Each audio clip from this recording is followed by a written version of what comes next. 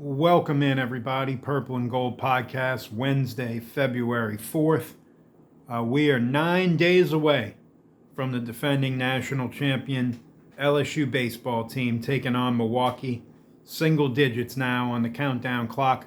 We'll talk a little bit about LSU's outfield today as part of our preview, but we're going to lead off today. We found out last night that Lane Kiffin would have media availability today at 2 p.m. Central. He did. This was in conjunction with the February signing day. Since Lane Kiffin was introduced at his introductory press conference, he had done one media hit at the Texas Bowl, where he joined the two guys in the booth for a few minutes. And other than one speaking engagement in Baton Rouge, we have not heard from Lane Kiffin outside of his seemingly endless social media presence. Now, the reason for that was obvious.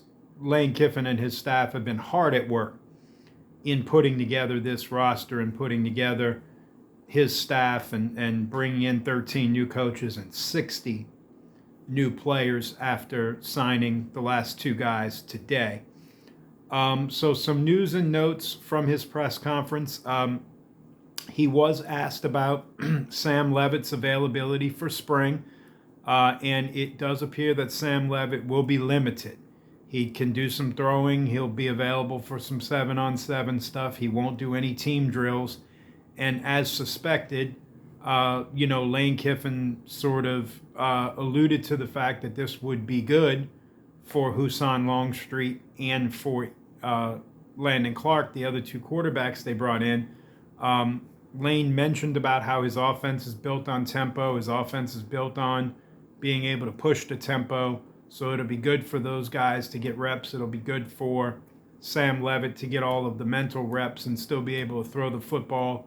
Lane Kiffin talked a lot about how proud he was of the roster as a whole, but particularly how proud he was of the quarterback room and their rebuilding of that quarterback room and being able to land all three of those guys. He even referenced, I think, Longstreet indirectly when he complimented the three players by saying, everybody wants to go somewhere where they would be a definite starter.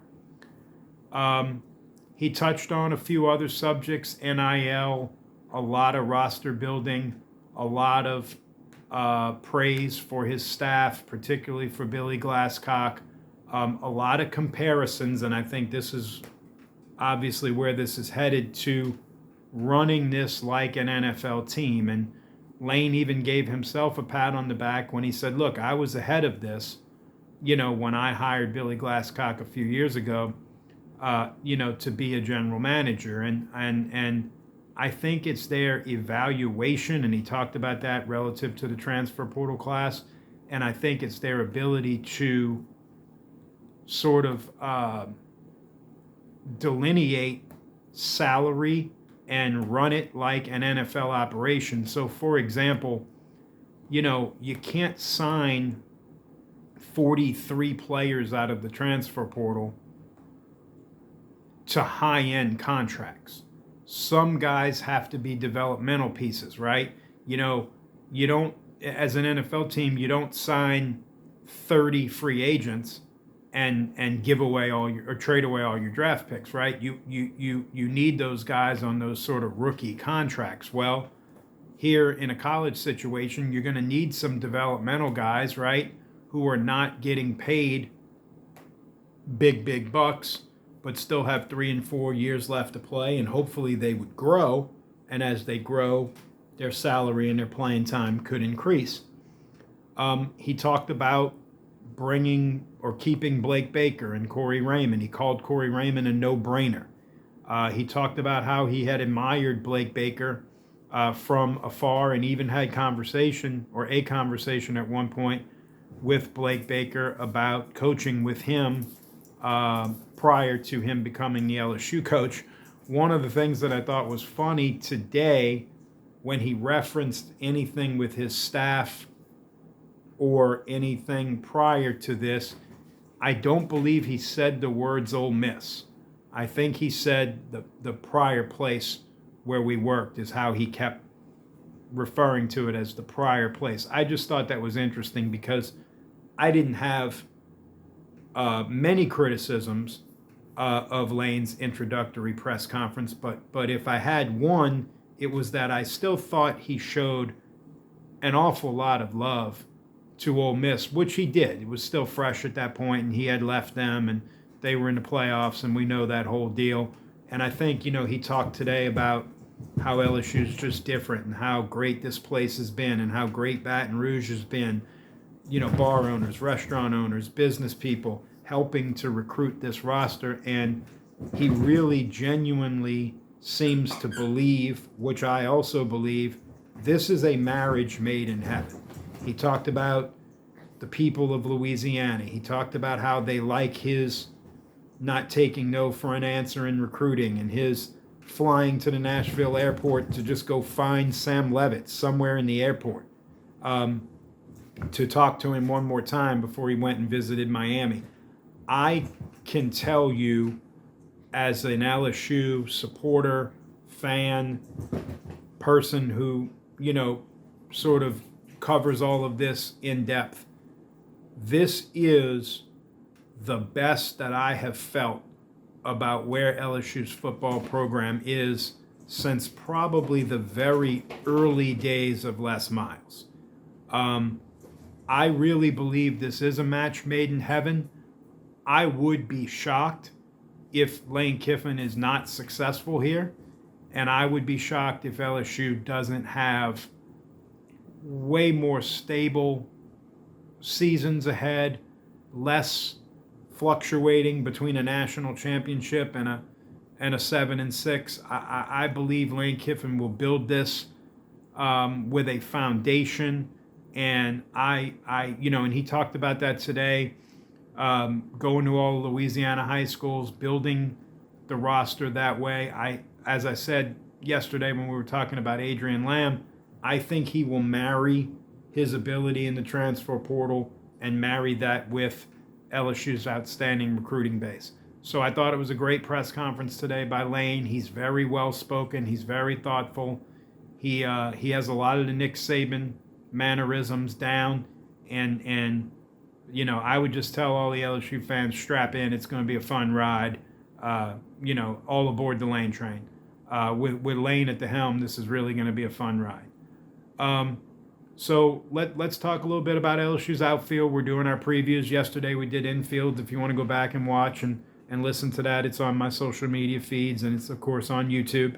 Shout out to everybody who does watch on YouTube and like and subscribe and share and do all those things. We're really trying to grow the channel. I'm sort of trying to join a community of people who do podcasts and do talk about LSU. And the more followers I get, if you want to go follow me on Twitter or X, I'm at RobG1124. That would be greatly appreciated. I'm trying to interact more on that platform. So anyway, we talked about the infield yesterday. We talked about the schedule in a previous episode. We're going to talk about the outfield today. This is not very much to discuss in terms of who's going to start. Chris Stanfield's going to start in left. Derek Curiel's going to start in center. Jake Brown's going to start in right. Curiel and Stanfield have flip-flopped. The plan always was for Curiel to play center in his sophomore season. This will be his last season at LSU. He's a projected top 10 pick. He's the preseason SEC Player of the Year by D1 Baseball and a preseason first-team All-American by Baseball America. It was sort of unexpected that Chris Stanfield would be back. Jay Johnson has referenced it multiple times. He's a center fielder.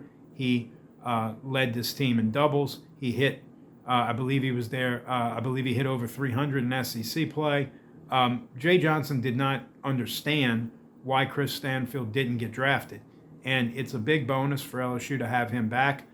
Jay referenced in an interview that I listened to the other day that Chris Stanfield will probably bat at the top of the order this year. He batted ninth almost exclusively last year, so I think that was a little bit of a hint into what he's thinking. I think Chris Stanfield is going to lead off, and Derek Curiel is going to bat second, at least on opening day. Jake Brown is back to man right field. You basically have three center fielders in the outfield. Should be a tremendous defensive outfield. LSU has other good players, younger players in the outfield who are just blocked by these three guys. Among them is Daniel Harden.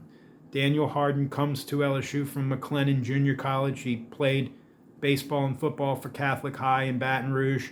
He's a freak athlete, great speed, great power. I think he's a guy who could carve out some at-bats in these midweek blowouts, and I think he's a guy you want to keep for next year because I think they probably feel like he could step in. Mason Braun is a freshman. I believe he will be LSU's left-handed designated hitter. We're going to talk about that later in the week.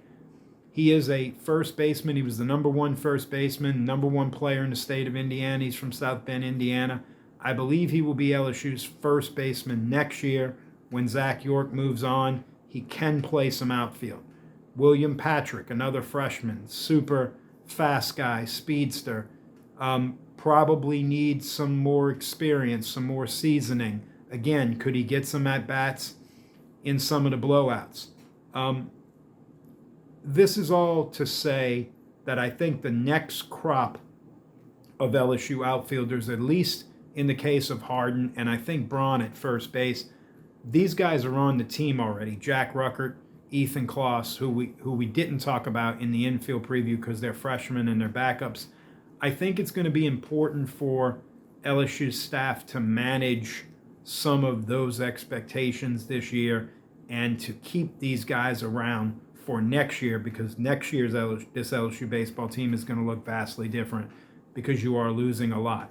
But for this year, superb outfield, Stanfield, Curiel, Jake Brown.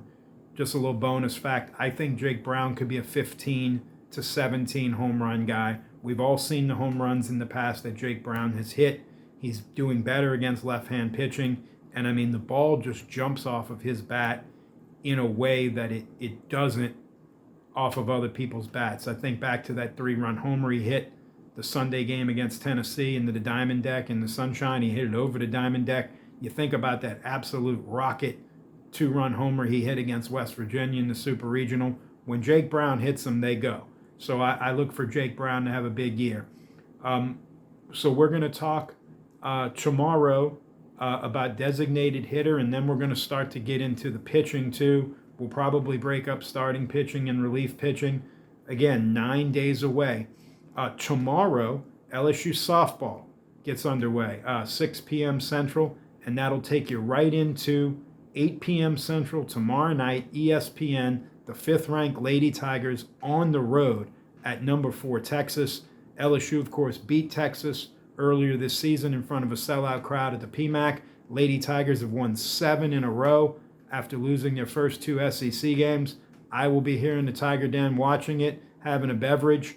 Sort of been waiting for this one all week. LSU basketball, men's basketball had no midweek game. So tomorrow the ladies take over, softball at 6, women's basketball at 8 o'clock. Tomorrow we'll talk DH, we'll talk starting pitching. We'll have a preview of all of that, and we'll be here to cover it all on the Purple and Gold podcast. As always, be good to one another, and always, always, always, go Tigers.